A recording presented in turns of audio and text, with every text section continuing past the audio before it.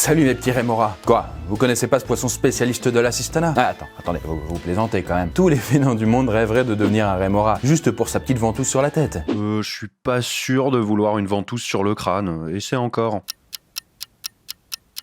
Ouais, bon, j'ai peut-être pas pris son meilleur profil, autant pour moi. En fait, sa ventouse a une fonction très intéressante. Elle permet de s'accrocher au ventre des requins. Et là, c'est le festival de la feignasse puisqu'il bouffe les parasites du squale et se déplace gratos. Mais c'est la vie de rêve en fait. Tu fais rien tout seul et t'as toujours quelqu'un pour t'assister. Ouais, enfin après, faites pas non plus les surpris. On suit un peu nous-mêmes le même chemin au fil des progrès de la science, vous trouvez pas? Vous faites de moins en moins de choses et tout ça grâce à l'intelligence artificielle. Et toute cette utilisation numérique, vous l'utilisez souvent sans vous en rendre compte.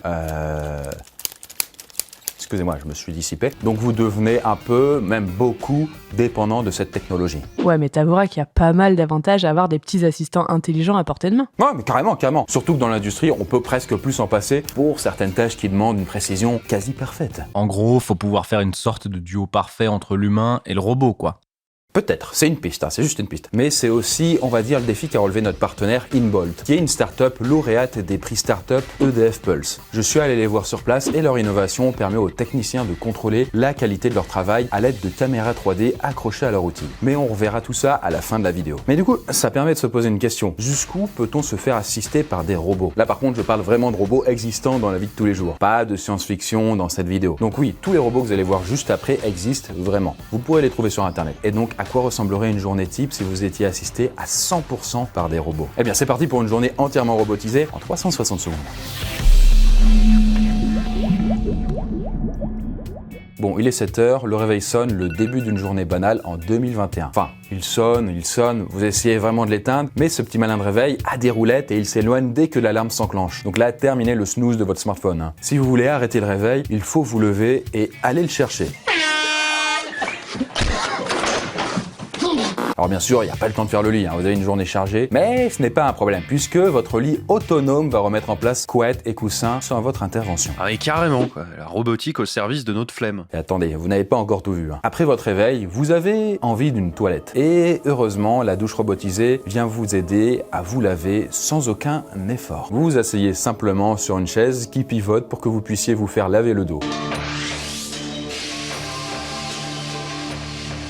Il existe un robot spécialement conçu pour l'aide à la prise des repas. Plus besoin de vous fatiguer à amener la nourriture jusqu'à sa bouche. Le bras articulé de la machine vous permet de manger sans même décrocher les yeux de votre ordinateur ou votre film. Si c'est pas beau ça, je sais, ça va un peu loin, mais on n'a pas terminé. Mais bon, pas le temps non plus de profiter d'un petit dessin animé, faut aller bosser. Oh, la vie d'enfer quoi. Vous armez votre téléphone pour fermer la porte de la maison derrière vous avec l'application fonctionnant par Bluetooth et let's go. Et bien sûr, là encore, vous n'avez aucun effort à fournir pour aller au bureau, puisque la robotique est encore une fois présente pour vous. Alors on en avait déjà parlé dans la vidéo sur une journée en 2050, juste là. Mais il existe bien entendu des voitures automatiques ou autonomes. Pour éviter de vous casser le dos pendant le trajet, vous avez opté pour une valise robotisée. La valise connectée est une invention technologique bien utile pour les professionnels. En plus de ne plus la faire rouler soi-même, il est possible de la verrouiller par application afin d'être serein pendant les grands déplacements. Le propriétaire peut également la retrouver grâce à son téléphone, et puisqu'elle suit ses mouvements, il n'a plus qu'à voyager léger.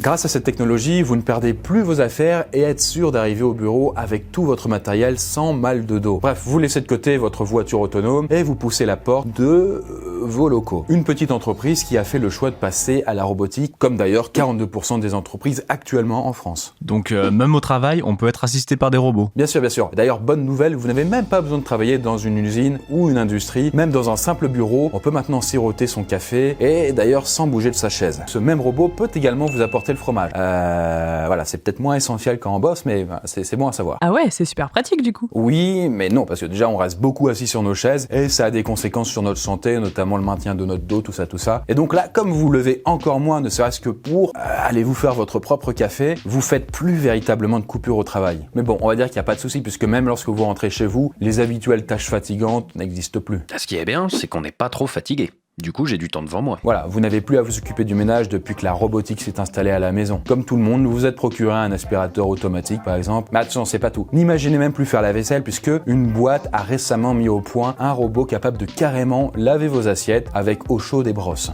Mais attention, je parle pas de lave-vaisselle où il faut mettre les assiettes et tous les couverts dans le lave-vaisselle. Non, là c'est directement un bras articulé qui fait le taf à votre place. Ouais, mais je vais pas m'ennuyer si j'ai plus rien à faire. Ah, sois pas si pessimiste, hein. Il te reste les loisirs pour égayer ta vie. Par exemple, des entreprises se focalisent de plus en plus sur des robots capables de jouer avec vous et de vous affronter sur divers sports, là où vous devez avoir un adversaire, quoi. Plusieurs entreprises prennent le relais pour proposer divers robots capables de rivaliser face à un joueur humain. À présent, nombreuses sont les machines articulées permettant de faire de la boxe, du tennis ou encore de disputer un match de football américain.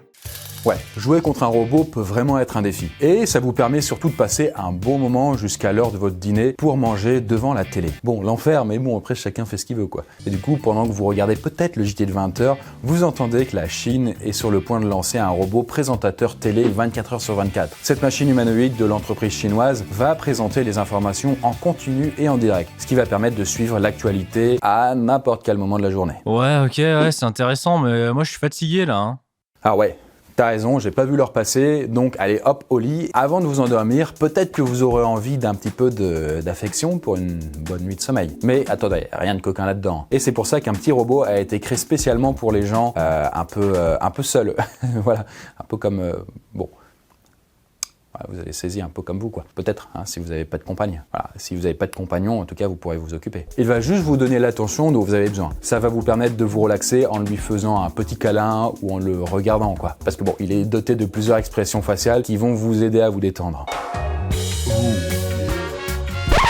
Et il n'y aura même plus besoin de se lever pour le recharger, puisqu'il va à sa station de recharge tout seul. Par contre, je te préviens, j'ai vraiment du mal à pioncer le soir. Je comprends, mais t'inquiète, j'ai ce qu'il te faut. Parce que tu vas pouvoir aussi avoir un robot ressemblant à un gros coussin à placer contre ton ventre. En fait, il va simuler une respiration régulière grâce à des vibrations. Et si toujours, ça ne suffit pas, vous pouvez vous laisser tenter par un casque de sommeil pour vous couper du monde et vous endormir sans trop de problèmes. Du coup, qu'est-ce qu'on peut constater là-dedans? Eh bien, on voit que, ne serait-ce qu'à l'heure actuelle, les robots sont si présents dans notre vie qu'ils peuvent carrément nous assister pour les gestes du quotidien. Alors bon, ça demande un peu de sous, ou alors certaines technologies sont encore en train d'arriver, mais en soi, que gagne-t-on réellement à se faire assister en permanence? Est-ce que c'est vraiment utile d'avoir un robot qui nous apporte le café ou une machine qui nous frotte nos assiettes sales? Après, il existe aussi d'autres robots qui sont beaucoup plus indispensables, comme par exemple celui d'Inbolt. Après, chacun peut faire sa propre sélection. Par exemple, la société Inbolt, comme je vous l'ai dit au début, a créé un assistant utile qui permet d'éviter des accidents et de gagner du temps et de l'argent. Mais en tout cas, à trop vouloir se faire assister par la robotique et les nouvelles technologies, ne risque-t-on pas de se perdre dans la facilité jusqu'à peut-être ne plus rien faire par nous-mêmes? À l'instar de ce film d'animation avec le petit robot qui a pour tâche de nettoyer la Terre en compactant la myriade de détritus qui parsèment le sol pendant que les humains se prélassent ailleurs dans l'espace. Et bien voilà le Poiscaille. En attendant, si la robotique est de plus en plus perfectionnée, ça n'empêche pas l'homme de continuer à superviser tout ça. Oui, parce que, à l'heure actuelle, en tout cas sans les humains, les machines ne peuvent pas fonctionner. Et c'est pour ça d'ailleurs que je suis allé rendre visite à la start-up Inbolt qui met tout en œuvre pour rallier justement le robot et les humains. Vous allez voir, l'idée est assez intéressante. Bon alors, est-ce que tu peux te présenter s'il te plaît? Ouais, donc je m'appelle Rudy Cohen et je suis le CEO et cofondateur d'Inbolt. Ok, très bien. Comment ça t'est venu en fait cette idée Inbolt? On est 3 cofondateurs d'Inbolt, Alban, Louis et moi. On était tous les 3 étudiants dans un master en entrepreneuriat entre Polytechnique et HEC. Et en fait, c'est lors de ce master qu'on s'est retrouvés dans un garage qui faisait de la maintenance de bus. Et c'est là où on s'est rendu compte qu'il y avait un problème au niveau des opérations de serrage. On a appelé pas mal de prospects dans différentes industries et ils nous ont confirmé qu'il y avait un problème. Et donc on est parti de ça pour trouver une solution et essayer de le résoudre. Donc ça, c'est le module qu'on a développé, donc qui permet de faire de la localisation en temps réel des opérations manuelles. En fait, c'est un outil qu'on vient fixer sur une clé dynamométrique, par exemple. Donc celle-ci, on va venir le mettre à cette place-là. Et en fait, ça va nous permettre de suivre la réalisation d'une tâche en temps réel. Et lorsqu'on va venir serrer ces écrous avec cette clé, nous, on va être capable de suivre en temps réel la réalisation de l'action. Donc on va être capable de dire que tel écrou a été serré à tel moment, avec tel paramètre. Et ça permet de valider que toutes les actions étaient parfaitement effectuées. Par exemple, des applications concrètes, tu pourrais nous en donner? Si on vient assembler un moteur d'avion, on va venir serrer plusieurs écrous au niveau de ce moteur. C'est un opérateur qui va faire ça. Et nous, on va venir guider l'opérateur dans le sens où on va lui dire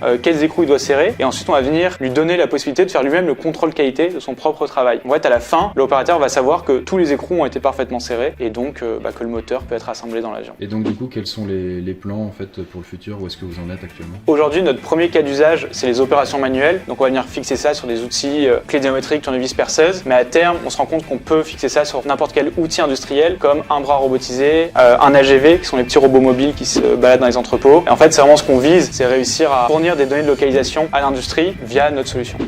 Voilà, j'espère que cette vidéo vous a plu et qu'elle vous a donné envie de vous intéresser à toutes ces dernières innovations. Merci encore à Inbolt et EDF Pulse, et sur ce, je vous dis à très bientôt.